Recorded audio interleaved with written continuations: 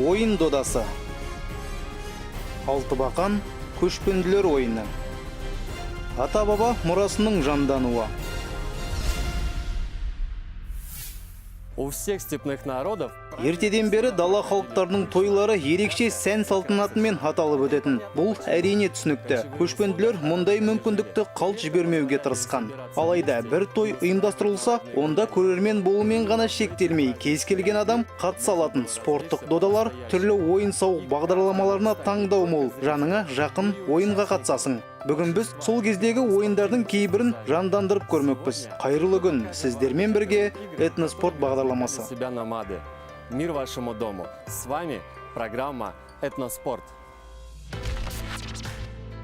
Ойындар мен той-думан кез келген қоғамның ажырамас бөлігі болатын. Дала халықтары мереке күндері құрбандық шалып, түрлі додаларды ұйымдастырған. Ән мен күйсіз бірде-бір той өтпеген. Баланың дүниеге келуі, үйлену тойы, наурыз мейрамы. Бір сөзбен қандай мерекені болмасын, халық ойынынсыз елестету мүмкін емес. Оларға дүйім жұртшылық қатысатын. Енді ойынның түрлері көп болды ғой олла. Айгөлек деген ойнайтынбыз, дөңгеленіп тұрып, бір-бірімізге енді бұлай не ойындар ойнайтынбыз, секіріп ойнау. Скакалканың бөлек тұр енді ол жерде. Бір-біріміздің, чешеке деген ойын болған. Чешеке деген, енді мысалы біз мына бір-біріміздің етегімізден ұстап, бірақ айланып тұрып билейміз де, содан кейін сол жерде соны біреу жеңімпаз болады да, соны ұстауымыз керек болады. Сонда анандай бір билеп келе жатып, ана кісіні ұстауымыз керек болады. Чешеке деген ойынды көп ойнағанбыз. Көшпенділер үшін тағы бір ерекше мейрам бар. Ол қыстаудан жайлауға көшу күні. Хас сұлу қыз қолына байрақ ұстап көшті бастайтын. Оның соңынан мүлік киіз үй тігілген көш ереді. Ал жайлауға жеткен кезде бұл мереке таң атқанша дейін тойланатын. Ойындардың санына жету оңай. Мұндай той думан үшін арнайы дала ойындарының думаны өтетін.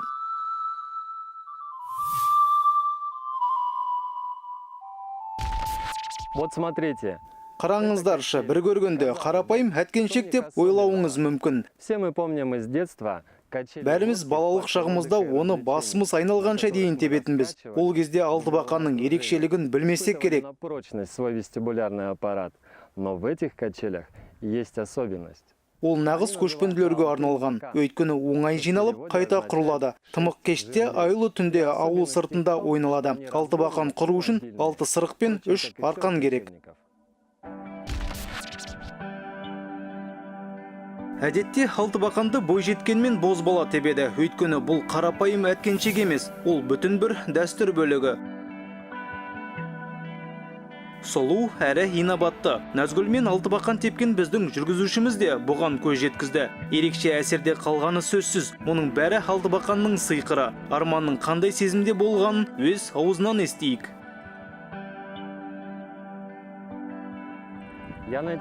Мен алтыбақанды бірінші рет теуіп отырмын. Сіз бала кезіңізден алтыбақан тебетін шығарсыз. Иә, бала кезімде мерекелер болғанда алтыбақан тебетінбіз. Міне, сізбен бірер минуттан бері алтыбақан теуіп жатырмыз. Оның құр әткеншек емес екеніне күмәнім жоқ. Алтыбақан тебу бос ермек емес, ол екі адамның арасындағы байланыс. Мужчина и женщина, которые качают. Назгүл, маған әр секунд сайын одан бетер ұнап барады. Маған тұрмысқа шық деуім керек шығар. Ата-бабаларымыздың алтыбақанды ойлап табуларындағы басты мақсат та осы болар. Ол киелі мағынаға ие. Адам аспанға жақындай түседі. Ауада қалқығандай еркіндікті сезінеді. Бұл әрине адамдардың бойындағы махаббат сезімін оятады. Я вот думаю, создание этих качелей воплотилась древняя мечта человека летать. Менің ойымша, кезінде алтыбақан адамның ұшсам ба деген арманын орындады. Өйткені төмендеп, қайта биікке көтерілген сәтте өзіңе қанат біткендей сезімде боласың. ауада қалықтай бергін келеді. Екінші жағынан бұл дала халықтарының мұхитта жүзсем бе деген арманының орындалуы. Себебі толқыннан толқынға ауысқандай күйде боласың. Бұл даладағы барқан құмнан барқан құмның жалғасуы іспеттес. Ерекше ойын әрине. Расында да жылдам жиналып қайта құрылады. Это вот как в степи, там бархан за барханом. Замечательная вообще игрушка. Кез келген жерде киіз үй қай жерге тігілсе, алты бақанды сол жерде құрып ұша бересің. Сөзбен айтып жеткізу мүмкін емес. И летай.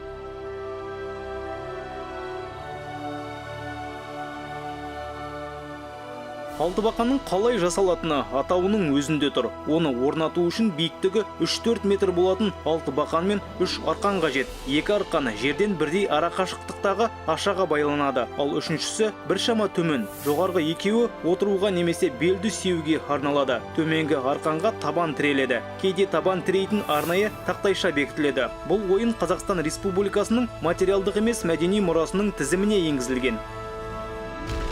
Вот у меня в руках клюшка. Менің қолымда сырғытпа таяқ пен қазанды көріп тұрсыздар. Олардың арасында қандай байланыс бар дейсіздер ғой. Қазан сөзі барлық халықтарға таныс. Оның қандай болатынын біледі. Знает его смысл. Алайда оның пішінінің көшпенділердің тағы бір қазан атты ойынының атауына әсер еткен бәрінің бірдей біле бермесі анық. Қолымдағылардың не үшін керектігін қазір көрсетемін. Клюшка, я вам сейчас покажу. Қазан ойынын жазда далада, қыста мұзда да ойнауға болады. Біздің жүргізушіміз бұл ежелгі ойынның ережелерін зерттеп көрді. Түрлі дерек көздерінде сақталған теорияны тәжірибе жүзінде сынайды. Оған балалар көмектеседі. Древняя игра кочевников «Казан». Игра настолько древняя, что уже в точности никто не помнит ни правил, ни автора этого игры.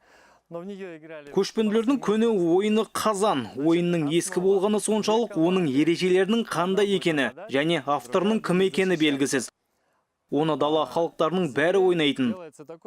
Ойын екі командамен ойналады. Бірі шабуыл жасайды, екіншісі қорғанады. Қазылған жер қазан деп аталады. Ойын мынадай доппен ойналады. Бұрындары тек таяқтармен ойналған көрінеді. Бірақ біз қазан үшін қажетті арнайы мынадай заттарды тауып алдық. Оларды кез келген жерде табуға болады. Әр командада 6 адамнан. Ойынның ережелері соншалықты қиын емес. Бір команда шабуылға шығады, енді бірі қорғанады. Шабуылдаушы командадан бір ойыншы керек. Оны өздеріңіз таңдасаңыздар болады. Сен қолыңды бірінші болып көтердің. Мынаны саған беремін. Ережені қазір дұрыстап түсіндіретін боламын. Енді сіздерден 3 қорғаушыны таңдау керек. Бәрі әділ болу үшін осылай ойнаймыз. Мына шеңберді көріп тұрсыздар. Сіздер сол шеңберден шықпау керексіздер. Шыққан адамға жаза беріледі. Ол ойыннан шығып кетеді. Допқа тек таяқ тигізе аласыз. Аяқ тигізуге тыйым салынады. Егер кімде-кім аяғымен допқа тиіп кетсе, оған да жаза беріледі. Сөйтіп ол шеңберден шығады. Бәрі түсінікті ғой. Иә. Сен бұл допты мына шеңберге, яғни қазанға кіргізу керексің. Бірақ шеңберді басуға болмайды. Бәріміз дайынбыз ба? Әрине. Ойынды бастаймыз. Так, все готовы? Начинаем игру. Көшу кезінде номадтар мұндай ойындарға арналған таяқтарды әдейілеп тұрып дайындамағандығы түсінікті. Қарапайым ағаш таяқтармен ойналынса керек. Допта киізден немесе аңдардың терісінен жасалған болар. Бұл ойын балалар үшін әлдеқайда маңызды, күрделі додаларға дайындық ретінде қарастырылған. Мәселен, шөген деген спорттық ойын бар. Ол дүние жүзінде ат полосы деген атпен танымал. Көшпенділерге ол ежелден белгілі. Көне түркі мәліметтерінде осылай делінген. Қазіргі балақайлар жүздеген жылдар бұрын олардың құрдастары ұлан-асыр кең далада өздерінің балалық шақтарын қалай өткізгендігінен хабардар болады. Баланың көңілі далада демекші. Қай заманның балаларын болмасын, дала ойындарынсыз елестету қиын. Ал кеттік, уақыт басталды. 2 минут. Аяғың тиді, саған жаза беріледі. Шеңберден шығасың. Кеттік. Ойынды жалғастырамыз. Сен де шеңберден шығасың. Батылдырақ қимылдаймыз. Кеттік. Достарыңды қолдауларыңа болады. Міне, осылай әлдеқайда дұрыс. Бәрің бірге қимылдаңдар. Аз уақыт қалды. Кирилл, алға. Так, чуть-чуть осталось. 20 секунд, должен успеть.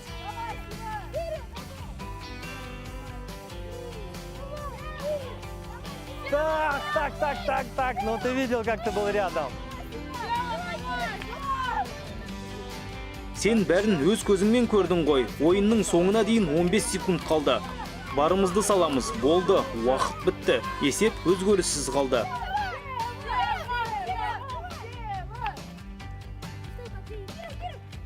Так, все, время. Сен болашақ третьяксың. Бұл менің ойым, әрине. Ал енді орнымызды қауыстырамыз. Кім шабуылға шығады? Есеп қандай? 1-1.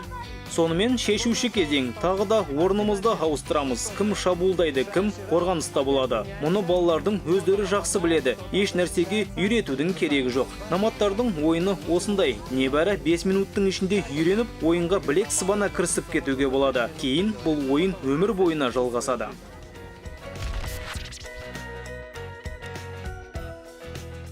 Мына жерде қазанды бәрі ойнап үлгерді. Есеп тең түсті. Көшпенділердің ұрпақтары ойынның ережесін бірден түсінді. Қандарында болса керек, оның үстіне хоккей мен гольфке де ұқсас. Халқымыздың бағзы дәстүрі, тағы бір ерекше сайыстардың бірі арқан тарту. Ну а теперь настало время. Ал енді ойнайтын кез келді. Арқан тартысып көрейік. Ережесі қарапайым. Қай команда қарсыласты мына сызықтан асырса, сол жеңіске жетеді. Дайынсыздар ма? Сонымен бастаймыз ба, капитан? Тогда начинаем. Так. Олай болса, бастаймыз. Мына жерде орта сызығы болады. Ал мынау сіздердің жоспарларыңыз бен стратегияларыңыз. Кім баста болады, кім артта тұратынын өздеріңіз шешесіздер. Мен мына жерде тұрамын. Тоқтаңдар, әлі тартпаймыз. Ортаны белгілеп алайық. Шамалы мына жерге тұрыңдар. Болды. Так. Ал, дайынсыңдар ма? Бастаймыз. Ұста, ұста. Берілме, алға, тарт. Держи, не сдаваться до конца, не сдаваться. Давай, не сдаваться. Нет, надо всех перетянуть. Давай. Жоқ, бәрін тарту керек. Не сдаваться. Тағы да, дұрыс. Не сдаваться. Вот, пошли. Осылай, соңына дейін тартамыз. Давай. Не сдаваться. До конца, ребята, до конца. Эх. 1-0. Жеңіске жеттіңдер. Көшпелі халықтарда бұл сайыста ең танымал болған. Мүмкін бұл ойын ер жігіттің күшін сынайтындықтан осындай дәстүр қалыптасқан болар. Өйткені көшпенділер мықты жауынгерлер болды ғой. Сондықтан күш пен төзімділікті сынауға мән берген. Бағдарламамыздың кейіпкерлері, яғни қазіргі жастар жеңу үшін барын салуда. Жігітті намыс өлтіреді деген осы шығар. Айтпақшы, арқан берік болу керек. Қалыңдығы шамамен 10 сантиметр. Екі жаққа жарысып тартқан кезде үзілмей шыдауы тиіс. Әйтпесе ойыншылардың жарақат алуы да ғажап емес. Давайте поменяем стратегию. Жоспарымызды шамалы өзгертсек қалай? Сендер жеңілдіңдер. Демек, стратегияларың дұрыс болмады. Енді оны өзгертіп көрейік. Местами поменяться. А вдруг получится в этот раз? Давайте. Вторая. Так, вот это уже дело каждой команды, чтобы решить. Так, стоп. Вот здесь середина у нас. Так. Орындарымызды ауыстырайық. Мүмкін осыдан бір нәрсе шығып қалар. Кімнің кімнен кейін тұратынын команданың өзі шешеді. Начали! Вот оно, вот, давай! Пошло, вот она стратегия. До конца, борись до конца. До конца. Не сдаваться, главное. Жоқ, тоқтай тұрыңдар. Қызулыққа салынбайық. Ал енді дайынбыз ба? Бастаймыз. Стратегия деген осы. Соңына дейін күрес. Барыңды сал. Бастысы берілмеу керек. Ну же. Пошло. Не сдаваться. До конца. Алға, жұлқылап көріңдер. Жеңіске жетулеріңе азақ қалды. Раз. Еще немного. Вы почти победили. Еще немного. Тағы да шамалы қалды. Енді 3 кісіні тартып алу қалды. Енді біреу қалды. Бітті. Мұнда мен төрешімін. Мен жеңісті мына командаға беремін. Есеп 1-1. Бұл ойынның екі түрі бар. Бірі ер адамдардың жекпе-жегі, екіншісі топ болып ойнау. Ойын өтетін жер тегіс, шағын алаң болуы керек. Арқан жүннен немесе жылқы қылынан жасалады. Нағыз көшпенді үшін аңшылық кезінде бұл таптырмас құрал болған. Жауды қармауға да қолданылыпты. Міне осындай ойын, қарапайым әрі қызықты. Мен тағы да біреумен арқан тартысуға қарсы емеспін, бірақ ешкім жоқ. Ендеше бағдарламамыздың операторларымен арқан тартысамын. Бірақ олай істесек, бізді камераға кім түсіреді? Жарайсыңдар, құттықтаймын. Ал енді келесі ойынға кезек келді. Барып тамашалап келейік. Кезінде орталық Азиядағы жасөспірімдер арасында танымал болған ойын ләңгі. Оны да кімнің ойлап тапқаны белгісіз. Бірақ бір нәрсе анық, ләңгі тебу өнер деп саналған. Оны Еуразия орталығын мекендеген халықтардың бәрі ойнаған. Вообще, Бұл ойынның шығу тарихы жайлы нақты бір пікір жоқ. Ләңгі Қытай тілінен аударғанда мықты аяқ дегенді білдіреді деген болжам бар. Бұл ойын қытайлықтарда аяқ буындары мен бұлшық етін қатайтуға қолданылды деседі. Ал менің ойымша, әрбір наматтың балалық кезінде аяқтары мықты болған. Сондықтан отырықшы қытайлықтармен салыстырғанда көшпенділер бұл ойынды бұлшық еттерін жаттықтыру үшін емес, ойын ретінде қарастырған және өте шебер ойнағандықтарын мойындау керек. Виртуозно и с удовольствием. Расында да, ләңгі сынды ойын Қытайда бар, тіпті батыс елдерінде де ойналады. Атауы футбек, оның ақшта пайда болғанына көп уақыт болған жоқ, бірақ бірден танымал бола бастады. Вот сейчас мы пытаемся реконструировать. Қазір біз ләңгі жасап көреміз.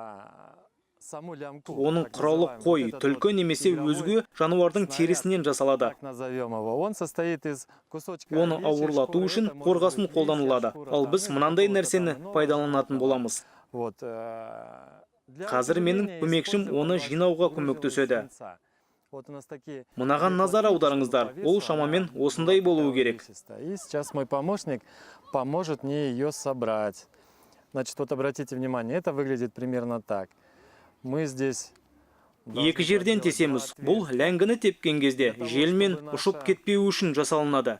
Лямка была очень устойчива и не сносила ветром при ударе. Міне осылай істейміз. Екі жерден жасау керек. Так, вот во второй что-то не заходит. Так, получилось. Так, теперь давай, мне нужна твоя помощь. Енді маған сенің көмегің қажет. Мен осылай ұстап тұрайын. Ал сен балғамен ұр. Бәрекелді, бәрі дайын. Только забить. Енді бұл жасалған құралымызды сынап көрейік. Готово. Жуырда дүниежүзілік көшпенділер ойындары аясында балалар ойындары керуенінде ләңгі өзге де ұлттық балалар ойындарымен бірге Қырғызстанның өңірлерін аралаған болатын. Искандер, где ты? Ескендір, сен қайдасың? Бізге қалай ойнайтыныңды көрсете аласың ба? Ескендір, кішкентай кезінде ойнаған екен. Так, вот, да? Примерно так. Қарап көрейік, осылай ма? Иә, осылай. Тағы кімнің ойнап көргісі келеді? Давай, давай. Вот, ты помнишь, да? Сен көресің бе? Қалай ойналатыны есіңде ғой. Басында екі реттен байқап көрейік. Для начала. Өйткені ойынды жаңа үйреніп жатырмыз ғой. Енді мен бағымды сынап көрейін. Ну, это вообще, да. Так. Мен футбол ойнағанды сүймейтінмін. Бұл байқалып тұрған шығар. Алаңға жиналғандардың бәрі ләңгі теуіп машықтанады. Бұл олардың қолдарынан келмей жатқанын көргенде біздің оператор камерасын қойып, ойынға өзі кірісіп кетті. Шеберлік сағатын өткізді десе де болады. Бұл ойынның оңай емес екендігі анықталды. Бұл ойында епті болу жеткілікті емес, шапшаң қимылдау керек. Сондықтан бұл ойын шеберлерімен бәсекелестікке төтеп беру оңай болмайды. Все, что мы сегодня успели вам показать, лишь маленькая... Бүгін біздің сіздерге көрсеткөніміз көшпенділер өркениеті, бай мұрасының тек бір бөлігі ғана. Біздің ата-бабаларымыз бізге ұшы-қиыры жоқ, дала және табиғат байлықтарымен қатар ойындардың ерекше мәдениетін мирас етті. Уникальную культуру в том числе. Мұндай байымыра көз алдымызда қайта жандануда. Алдағы уақытта дами түсет деген сенімдеміз. Материальных ценностей сегодня Сіздермен бірге болған Этноспорт бағдарламасы. Келесі жүздескенше. До новых встреч!